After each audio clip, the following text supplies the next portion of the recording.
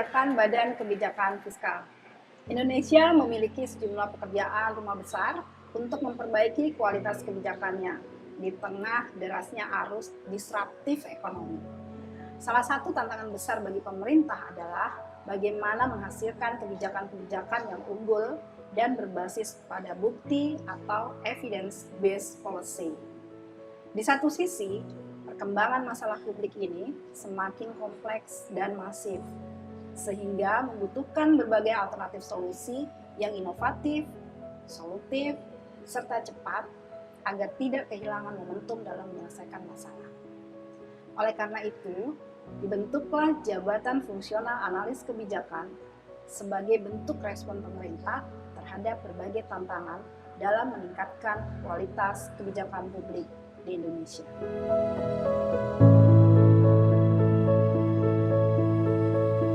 Jabatan Fungsional Analis Kebijakan adalah bagian dari aparatur sipil negara yang memiliki jabatan fungsional tertentu yang mempunyai ruang lingkup tugas, tanggung jawab, dan wewenang untuk melaksanakan kajian dan analisis kebijakan dalam lingkungan instansi pemerintah pusat maupun daerah. Ingin tahu apa saja yang dikerjakan seorang analis kebijakan? Ayo, mari saya tunjukkan.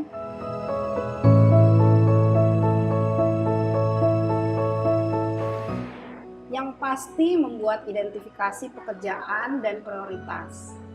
Pekerjaan analis kebijakan dapat bersumber dari rencana kerja unit, disposisi pimpinan, atau inisiatif dari analis kebijakan sendiri.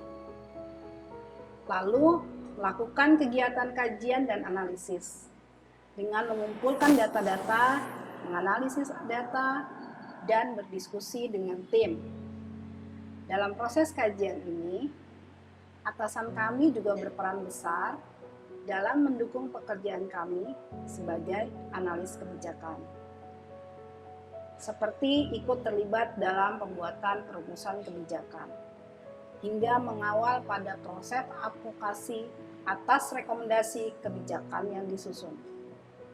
Setelah itu, bertemu dengan stakeholder dan mempresentasikan hasil kajian dan analisis.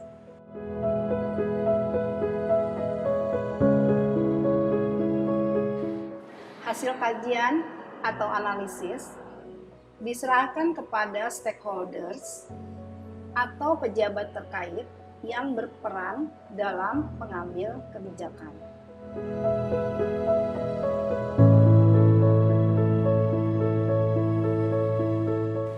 Selain menguasai kompetensi teknis dalam menganalisis kebijakan, kami juga dituntut mampu bekerja secara politis.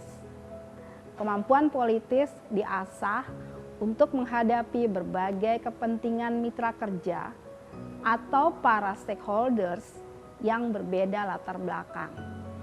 Dan yang pasti, harus mampu meyakinkan bahwa rekomendasi kebijakan yang kami ajukan patut diterima.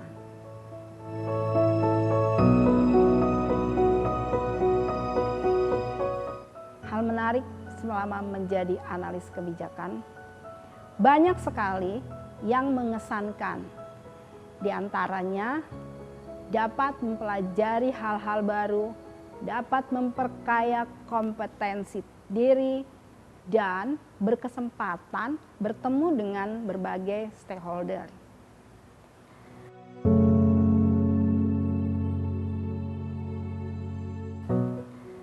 Tips menjadi analis kebijakan yang kontributif: pahami peran dan tugas analis kebijakan, terutama di instansi Anda.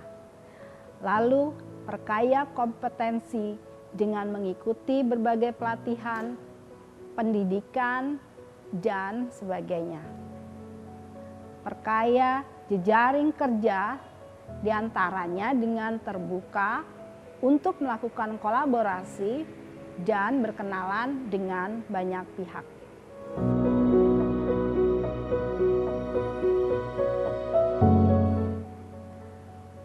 Pesan bagi rekan JFAK lain: terus memperluas dan memperkaya wawasan, serta kompetensi, dan terus semangat dalam menjadi bagian perubahan kebijakan Indonesia ke arah yang lebih baik. Demikian cerita keseharian saya sebagai seorang analis kebijakan. Semoga bermanfaat dalam memberikan gambaran tentang profil analis kebijakan.